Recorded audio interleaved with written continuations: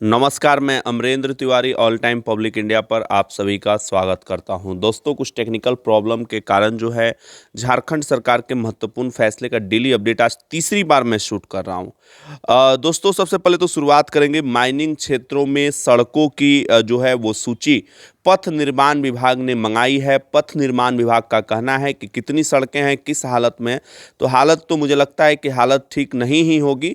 तो ये बात आप पथ निर्माण विभाग जान लीजिए कि झारखंड में सड़कों की हालत जो है दिन प्रतिदिन गिरती जा रही है और ग्रामीण क्षेत्र की सड़कें तो और बुरी कंडीशन में है। माइनिंग क्षेत्र में सारे कार्यपालक अभियंता से उन जगहों की सूची भेजने को कहा गया है जो माइनिंग क्षेत्र में सड़कें पड़ती है और जहां की स्थिति ठीक नहीं है। इस रिपोर्ट में और क्या क्या देना है मैं आपको बताता हूं कि खराब सड़कों को बनाए जाने की दिशा में पथ निर्माण विभाग लगातार तैयारी करने की कोशिश कर रहा है ताकि आगे जो है इन सड़कों की मरम्मत की जा सके। माइनिंग एरिया में सड़कें जो है वो काफ़ी ज़्यादा खराब हो चुकी हैं। जर्जर सड़कों से होकर वाहनों का परिचालन हो रहा है। ऐसे में यह पथ निर्माण विभाग की जिम्मेदारी बनती है कि वो सड़कों की स्थिति को ठीक कराए।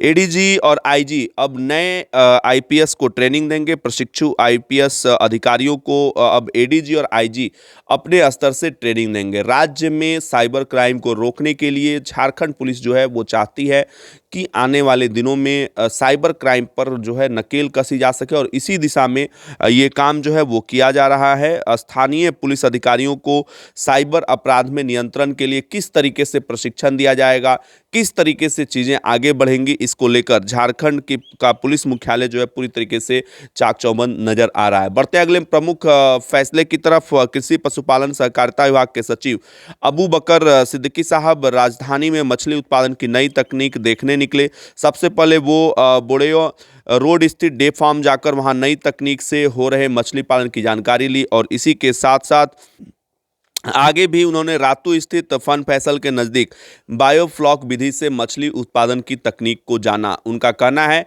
कि इस तरह के उत्पादन के तकनीकों का इस्तेमाल करके झारखंड में ज़्यादा से ज़्यादा मछली पालन जो है अगर किया जाता है तो मछली उत्पादन को बढ़ाया जा सकता है और स्वरोजगार की दिशा में भी लोग बढ़ सकते हैं।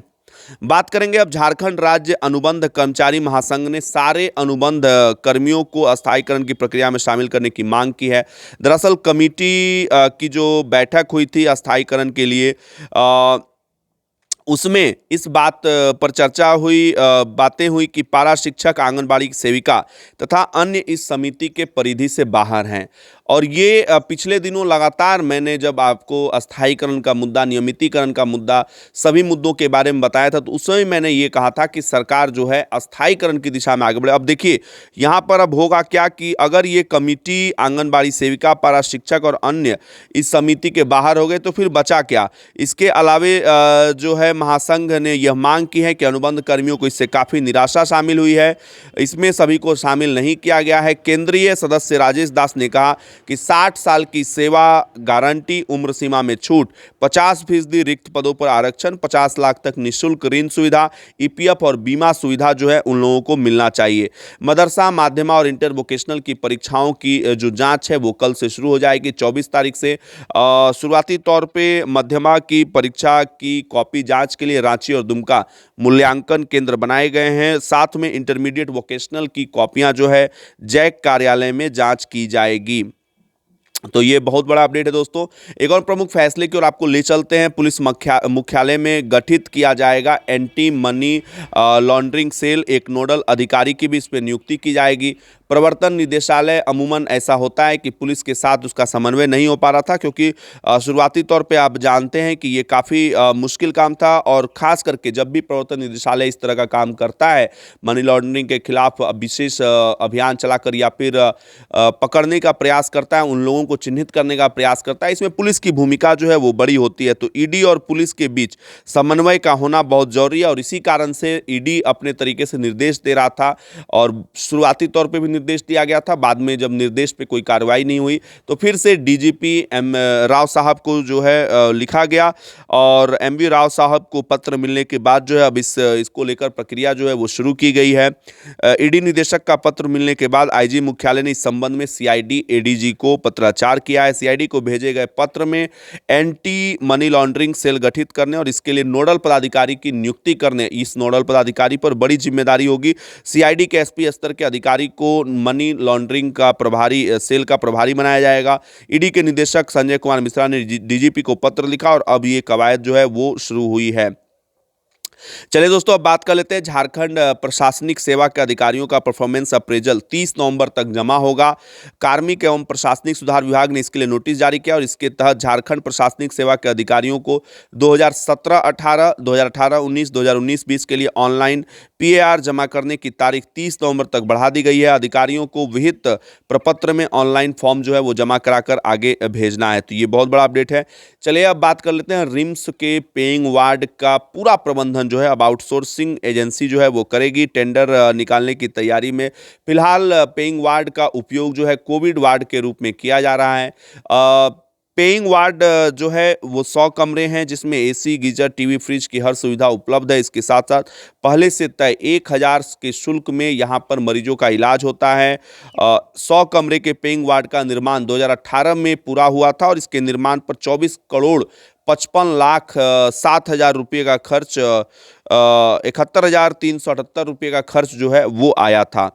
तो हर फ्लोर पे नर्सिंग स्टेशन के साथ साथ डॉक्टर चैम्बर भी बने हुए हैं और हर तरीके से झारखंड की सरकार कोशिश कब करेगी कि रिम्स में अच्छी तरीके से मरीजों का इलाज हो।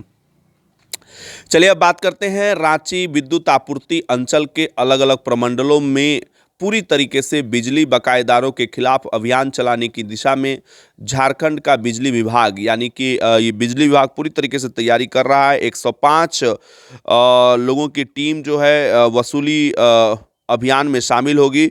105 टीम बनाई गई है। सहायक विद्युत अभियंता और कनीय विद्युत अभियंता के नेतृत्व में प्रमंडल अनुसार पर्यवेक्षक के रूप में विद्युत कार्यपालक अभियंता पूरे अभियान की निगरानी करेंगे। तो सुबह 10 बजे से शाम के 5 बजे के बीच जो है ये चीज़ें बिजली वितरण से संबंधित दिक्कतें खास करके और जिन बकायेदारों का पैसा नहीं जमा हुआ है उन पर बड़ा एक्शन लेने की तैयारी में विभाग है। चलिए दोस्तों, अब बात कर लेते हैं राज्य में कोरोना के नए केसेस मिल रहे हैं। पॉजिटिविटी रेट की बात करें तो खास करके सीमावर्ती क्षेत्रों में कुछ इंक्रीमेंट हुआ है। सरकार को आशंका है, सरकार को डर है कि बाहर से जो लोग पर्व मनाने गए हुए थे अगर वापस लौटते हैं तो हो सकता है कि कोरोना एक बार फिर से उसका रेट जो है वो बढ़ जाए। इसको लेकर जो है रांची के डीसी ने सभी लोगों से अपील की है कि वो जब भी बाहर से आएँ तो यहाँ पर कोरोना की जांच आवश्यक रूप से कराएं। मेगा कैंप और बड़ा कैंप लगाकर जो है 26 और 27 को बड़े लेवल पे जांच की जाएगी और ये देखा जाएगा कि पर्व त्यौहार से स्थिति में कितना बदलाव आया है। फिलहाल के लिए इतना ही दोस्तों, फिर मिलेंगे नए अपडेट के साथ। अगर ये अच्छा लगा तो फटाफट इसे शेयर कर दीजिए। चैनल पे नए हैं चैनल को सब्सक्राइब करके बेल आइकन दबा दीजिए। फिर मिलते हैं नए एपिसोड के साथ, तब तक के लिए नमस्कार। झारखंड सरकार के महत्वपूर्ण फैसले का डेली अपडेट आप हर रोज़ देखा कीजिए। बहुत बहुत शुक्रिया।